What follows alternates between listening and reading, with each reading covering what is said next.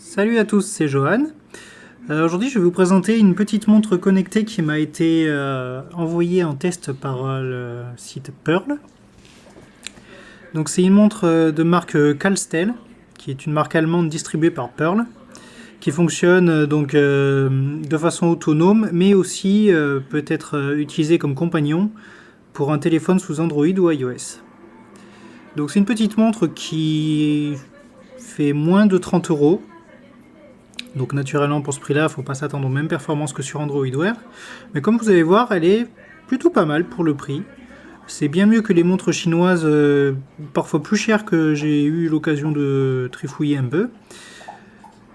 Donc cette montre, qu'est-ce qu'elle va nous offrir? Donc on a un écran en couleur, tactile et capacitif. Donc ça c'est déjà très bien, le capacitif, parce que d'habitude... Sur les montres chinoises, c'est plutôt du résistif et c'est carrément inutilisable sur des petits écrans. Ici, c'est donc un bel écran, enfin bel écran, oui, qui est plutôt pas mal. Hein. C'est la résolution, si je me trompe pas, c'est du 154 par 154. Donc c'est moins élevé que sur des montres plus haut de gamme, naturellement. Ça reste toutefois vraiment pas mal. C'est très, comment dire, on peut l'utiliser sans problème. En plein soleil, ça reste aussi utilisable. Donc l'écran est pas trop mal. Il répond bien au toucher. Comme vous pouvez le voir, hein, même la montre elle-même est plutôt réactive. C'est pas de l'Android ni de l'Android Wear. C'est un système propriétaire qui doit probablement tourner sur une base de Linux. En tout cas, ça réagit très bien. Là encore, c'est mieux que les montres chinoises que j'ai eu l'occasion de tester l'an dernier. Donc sur cette montre, qu'est-ce qu'on va y trouver?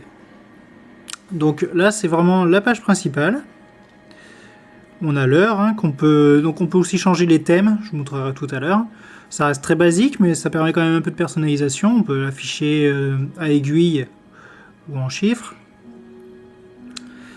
Au niveau du fonctionnement, on a juste un bouton ici qui sert à l'allumage, qui fait office de bouton retour sur les menus. Et de l'autre côté, on a un port USB, donc du micro USB, qui permet de recharger la montre. À savoir que la charge est quand même assez longue, surtout que dans la boîte il n'y a pas d'adaptateur secteur. Il n'y a pas d'adaptateur secteur, donc ça prend assez longtemps. Bon, c'est pas bien grave, hein, je veux dire, comme toutes les montres connectées, on la met à recharger la nuit, puis le lendemain elle est opérationnelle. Et là on trouve un haut-parleur. Donc à savoir que la montre, elle permet vraiment de parler quand on reçoit par exemple une communication téléphonique directement avec l'interlocuteur sans avoir sorti le téléphone de la poche. Donc ça peut être assez pratique quand on est en voiture parce qu'elle fait vraiment office de kit main libre. Elle a un haut-parleur et un micro pour avoir une vraie conversation. Par contre, ça peut être un peu plus gênant quand on reçoit un appel, par exemple en grande surface, que tout est dirigé directement sur la montre. Et malheureusement, il n'y a pas d'option pour couper ça. Soit on coupe directement la fonction haut-parleur, auquel cas on ne peut plus écouter la musique sur la montre parce que la musique est aussi dirigée sur le haut-parleur de la montre. Soit on le laisse, puis on fait une petite impasse sur la vie privée. Bon, c'est pas bien grave, là encore c'est qu'une montre à 30 €, donc c'est pas forcément gênant et on peut s'en accommoder. Voilà, donc au niveau connectique, hein, vous voyez c'est classique. Hein. Ensuite, donc au niveau logiciel, sur le menu principal, on peut régler le volume. Alors étrangement, il repasse à chaque fois à 0. Je sais pas pourquoi. Chaque fois, vous voyez, je reviens sur les options, il repasse à 0. Il ne me conserve pas le réglage. Voilà, je sais pas pourquoi. Bon, de toute façon, le volume est déjà assez fort d'origine. Il n'y a pas besoin de le monter plus. Ensuite, on a le réglage pour le Bluetooth. Donc au niveau de l'appairage avec le téléphone, là encore, c'est pas trop mal. Surtout si on utilise la bonne application. Je vais vous montrer. Voilà. Le top, c'est d'utiliser l'application MediaTek Smart Device, qui est bien mieux que l'application BT Notification proposée par le constructeur. Là, c'est un OnePlus One sous Android 6. J'ai même pas réussi à installer la version de base proposée par le constructeur. J'ai dû fouiller sur internet. Et il s'avère qu'au final, BT Notification est franchement mauvaise. Elle transmet les notifications une fois sur deux. Enfin voilà, c'est vraiment de la mauvaise qualité. Tandis que Mediatek Smart Device, on perd quasiment jamais la connexion. Donc vous pouvez vous éloigner, le téléphone va pas perdre la connexion, la montre non plus, ça c'est cool. L'appairage se fait rapidement, il suffit juste d'activer le Bluetooth, l'application fait le reste. Donc l'application recommandée quoi. On peut la trouver sur le Play Store. Hein. Montrer un peu l'interface, je sais pas si on va bien voir sur la caméra. Enfin voilà. Donc pareil, hein, elle permet juste de transmettre les notifications, rien de bien plus. Donc revenons à la montre. Donc comme je disais tout à l'heure, elle est presque autonome sur certains points. Elle n'a pas de Wi-Fi, hein, elle n'est pas totalement autonome, elle n'a pas de Wi-Fi, mais elle a des applications qui peuvent fonctionner sans l'aide du téléphone. Par exemple, on a un baromètre. Bon, la précision n'est pas forcément géniale, parce que là il me dit qu'il fait 25 degrés. J'ai quelques doutes. On a l'altimètre aussi. Il me dit que je suis à 65 mètres du niveau de la mer, c'est pas impossible, je suis sur un terrain élevé. Un podomètre classique, donc on peut rentrer aussi les paramètres de l'utilisateur, poids, taille, foulée, établir des objectifs. On a le classique chronomètre. Hein. Donc là, on a aussi les réglages du Bluetooth. On peut couper le Bluetooth de la montre pour utiliser juste ces applications que je vais vous montrer par exemple. Voilà. Une notification, on les verra après. On a le répertoire téléphonique. On peut aussi appeler quelqu'un directement en tapant le numéro. Hein. Classique, donc ça peut être pratique. Surtout que comme je disais, ça fait kit main libre, donc vous pouvez taper le numéro sans sortir le téléphone de la poche et directement appeler. Vous pouvez accéder à vos messages SMS. Donc ça par contre, on est bien d'accord pour tout ce qui est composer un numéro et recevoir les messages. Évidemment, il faut que le téléphone soit appairé. Vous avez l'historique des appels, passés, reçus, manqués. Vous avez donc les notifications. Alors ça c'est un truc qui est pas mal. Souvent sur les montres chinoises, les notifications sont pas bien gérées. J'avoue que celle-là s'en sort plutôt bien.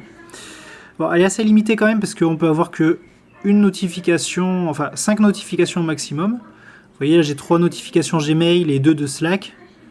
Si j'en reçois d'autres sur le téléphone, il me les mettra pas. Bon, c'est pas bien gênant parce que j'ai l'habitude personnellement d'éliminer les notifications dès que je les reçois. Mais c'est vrai que si vous en recevez beaucoup, vous les laissez traîner, vous verrez pas tout. A savoir aussi que si vous éliminez la notification ici, elle restera quand même sur le téléphone. Et inversement, si vous éliminez la notification sur le téléphone, elle restera toujours affichée.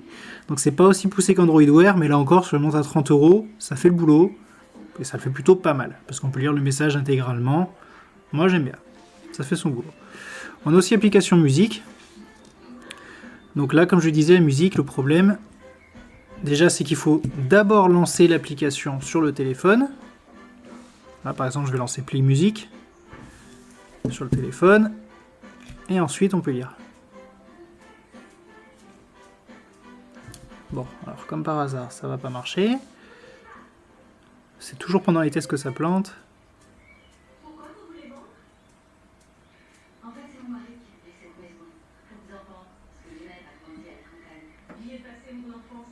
Vous voyez, on peut changer.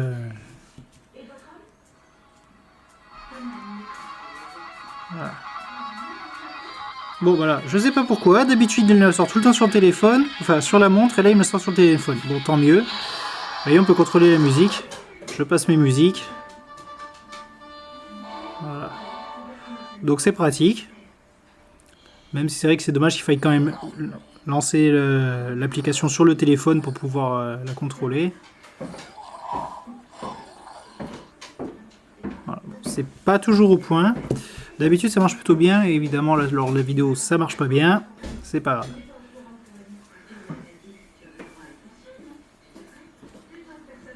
Donc il y a aussi une application pour contrôler la caméra du téléphone, mais j'avoue qu'elle fonctionne très mal. De plus, en fait, ça ne transfère pas l'image sur la montre. On a juste un interrupteur pour appuyer. À distance, ça prend la photo. Donc, bon, c'est pas forcément l'application qui sera la plus utile. On peut mettre des alarmes, plusieurs alarmes. On a un calendrier, bon, fait pas grand chose, hein, ça montre juste la date. On ne peut pas mettre de rendez-vous, quoi que ce soit. On a la calculatrice, toujours pratique en cas d'urgence. Et aussi une fonction d'analyse de sommeil. Bon, là c'est pareil, c'est pas forcément super précis. Surtout que c'est dommage, comme l'application ne gère pas ce genre de choses, on peut pas voir par exemple les courbes, l'historique des courbes durant la semaine sur le téléphone. Faut se contenter d'un seul enregistrement. Donc c'est pas super pratique. Bon. Toujours est-il que ça a quand même le mérite d'exister. J'aime bien. Voilà, donc on a à peu près fait le tour. On peut aussi régler une alarme anti-vol. En gros, c'est dès que le téléphone est trop éloigné, la montre va vibrer. Classique. On a plusieurs profils, ça c'est bien. Silencieux, réunion extérieure. Parce que c'est vrai que les notifications sont très violentes. La montre vibre vraiment très fort quand on active le profil avec le son. Les vibrations sont très fortes. Voilà. Sinon, alors oui, je voulais vous montrer le thème. Voilà, donc on a une fonction papier peint. Voilà. Hop, vous voyez, on peut choisir les différents thèmes.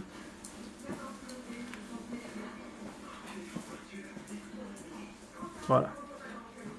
Donc ouais, hop, on va dire qu'on met celui-là. Là. Hop, on va retourner. Vous voyez, on peut aussi refaire un bouton retour. Voilà. Sur l'écran principal, on a notre nouveau thème. Voilà, donc cette montre, donc, que tirer comme conclusion? Pour qui? Pour quel usage? C'est simple. Bon, si vous avez jamais une montre connectée, ça peut être un bon choix de départ, puisqu'elle coûte pas cher. Elle a quand même quelques fonctions sympas et plutôt fonctionnelles. C'est-à-dire qu'on n'a pas trop de déconnexion, on reçoit les notifications régulièrement, elles sont bien indiquées. Pour le prix, elle est mieux que ce que j'ai pu avoir en provenance de Chine, dans la même gamme de prix. Au niveau de l'autonomie, c'est comme la plupart des montres connectées, comptez une journée d'autonomie, voire carrément moins si vraiment vous utilisez la musique directement sur la montre, vous avez beaucoup de conversations téléphoniques, pareil en passant directement sur la montre. C'est vrai que l'autonomie elle peut chuter en dessous de la journée. Donc la montre dans ce cas devient totalement inutile, puisqu'elle sera éteinte avant la fin de la journée. Bon, c'est un peu le problème de toutes les montres connectées. C'est pas... Enfin, tout le monde le sait en gros que les montres connectées ont une mauvaise autonomie. Ensuite, donc l'autonomie, oui. Que dire d'autre? Niveau poids, taille, à gauche, vous voyez une LG G Watch. À droite, la Colstel. C'est quasiment identique. Voilà. Vous voyez, hein. La Colstel est peut-être légèrement plus grosse que la G Watch. Légèrement plus épaisse. Mais franchement, niveau poids, c'est quasiment la même chose. Le bracelet, c'est du 22 mm, donc ça peut changer. Hein. C'est un bracelet en silicone à la base, mais vous pouvez très bien le changer. Donc ça reste quand même une petite montre que je recommanderais aux personnes qui veulent faire un premier pas dans le monde des montres connectées sans forcément aller exploser le budget. Parce qu'il faut savoir quand même que même la G-Watch de première génération, hors promotion, elle est quand même à 80 €, ce qui fait quasiment 3 fois plus cher que la Colstel. Pour bénéficier, bon certes, d'un plus bel écran, etc. Mais au final, les fonctions restent les mêmes. On reçoit des notifications, puis la montre, par afficher l'heure, elle sert finalement peut-être pas à grand chose. Voilà. Donc voilà, on va s'arrêter là pour cette présentation. Hein. Si vous avez les moindres questions, n'hésitez pas. Et je vous dis à la prochaine pour de futures vidéos. Ciao!